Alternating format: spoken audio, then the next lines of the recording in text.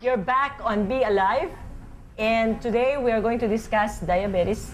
And ito pong diabetes na to ay isang chronic disease. Itong ating case ngayon, doctors, talagang puputulin na yung paa niya, nabubulok na, nangangamoy na talaga, no? And one of the remedies na ginawa ng ating Laminine user, nilalagyan ng Clorox. Oh my goodness. Para maalis yung amoy. Pinakita natin ho dito kanina sa ating VTR, lumalabas na ho yung buto at bulok na ho yung laman.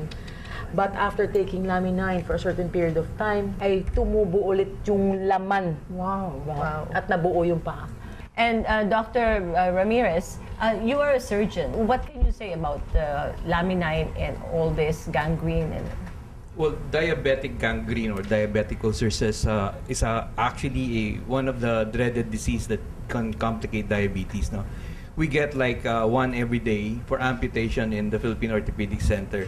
Recovery is very, very poor because the vasculature of the leg is very, very compromised. Hindi nagkakaroon na ng blood supply sa legs. So sometimes when you amputate it very low, you have to do a second amputation because the healing is very bad that there's another infection. So nare-repeat yung amputation until such a time na pataas yung amputation. Wow. So that's very difficult for the patient, especially kung hindi naman may kaya yung pasyente, the anesthesia, the antibiotics, and Pero doctor, surgery bakit ba itself. yung diabetic patient to begin with, nagkakaroon ng ganyan na kailangan putulin ng paa, kaya daliri, kung ano man. Ay, nabubulag. Ano ba ang reason yan? Pag may diabetes tayo, there is increased glucose in your blood circulation. Pag sobrang taas ng glucose, ang nangyayari po, yung pathway ng glucose nagiging sorbitol. Yung sorbitol po sa katawan, it causes your cell to be inflamed.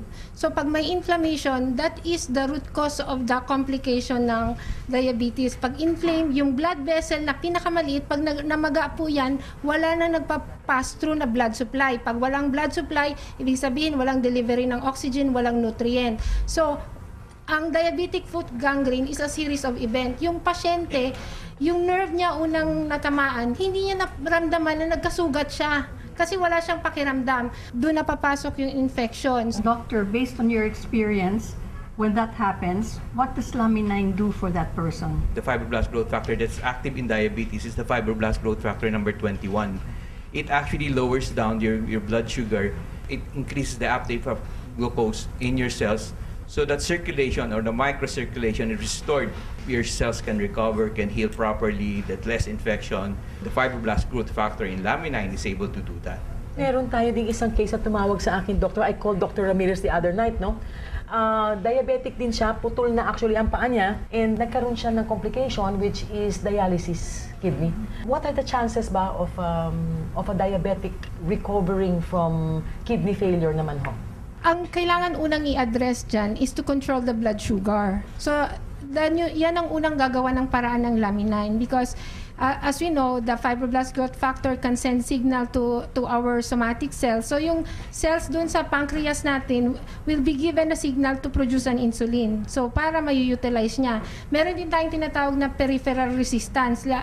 Kaya sinasabi ni Dr. Arlie na kahit may insulin pero hindi na-utilize yung glucose kasi may resistance dun sa cell. So pag nabigyan din ng signal o na-transmitan ng fibroblast growth factor yung cell na makapasok yung glucose para ma-utilize ng cell to become an energy. So, hindi maraming glucose ang nagsisirculate para walang inflammation, walang complication. Kasi take note, lahat ng complication ng diabetes dahil nag-uumpisa sa maliliit na blood vessel, kaya diabetic retinopathy sa mata, maliit ang blood vessel dyan, diabetic neuropathy sa nerve, diabetic nephropathy sa kidney. So, yan yung unang target niya, yung mas maliliit na blood vessel.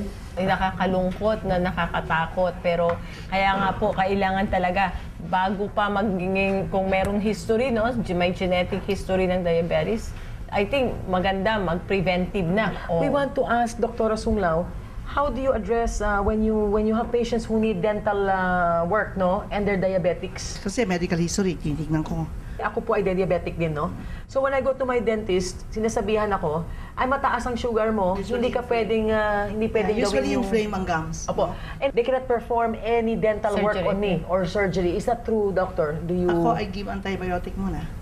Then Laminine nga. Pag mataas ang sugar ng pasyente, mahirap ang wound healing dyan. Ayun. Kasi nga sinasabi namin, block yung mga small arteries to deliver the nutrients, the oxygen for wound healing. So, pag nag-extra ka, di ba po, ng tooth, parang nag-ano ka ng wound dyan. So, yung wound healing nun, hindi siya Mas ganun mabagal. kabilis. Kailangan talaga maging normal yung blood sugar. And Dr. Yes, Mario?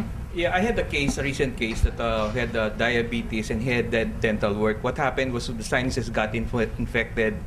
There was cholesteatoma, what we call a collection of pus already in the sinuses, and we had to drain that. So it became complicated from a simple dental work. It became complicated. Nagkaroon pa ng mga complications, nahirapan pa yung pasyente. So, napakaganda po pala pati sa field ng dentistry ang Laminine. So grabe na yon. Sa dentistry po. Napabayaan na yon. Oo. At saka maaari pa niya ikamatay, no? Yes, correct. Marami din tayong tanong sa ating mga Facebook accounts at Twitter.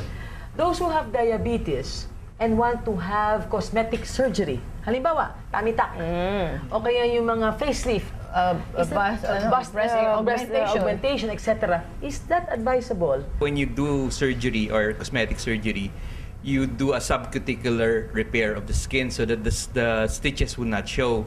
So that when the healing process begins, there's only a line or sometimes you don't even see it.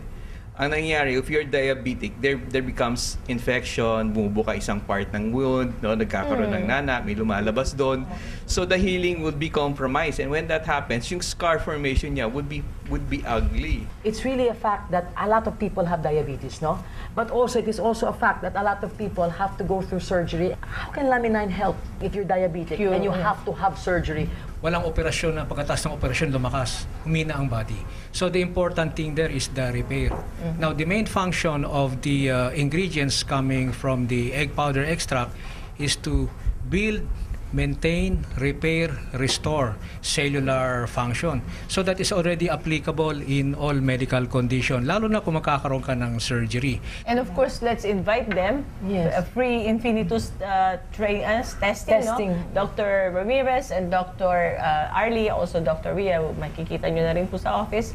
Libre po to, libre, no? Yes. Just one last question before we go, no? Halimbawa, ikaw ay diabetic at maglalaminine ka. Should you stop your insulin or medication? Kadalasan yung mga patients na nag-i-insulin, talagang meron silang blood sugar monitor sa bahay. So, i-record nila yung mga results ng CBG nila and then they will show it to the doctor and their doctor will be the one to adjust either from insulin, gagawing oral, or pwedeng oral, i-decrease yung dose. Sana po yung mga diabetic, di ba, dapat i-monitor nila. Kasi hindi mo alam na bumaba na pala yung sugar niya, hindi pa niya alam, tapos umiinom pa siya ng gamot na pampababa. So, it's very important na pag minessure mo, kung minsan nagtitipid sila dahil mahal yung mga strip, yung mga ganon. But it could save your life. So, tama ho yung sinasabi ni Dr. Rhea na laging kailangan minomonitor, no? As we mentioned on our opening spiel, we will backtrack a bit sa mga storyang nagbigay sa atin ng heartwarming experiences nitong Season 3. Tunghayan sila sa aming pagbabalik.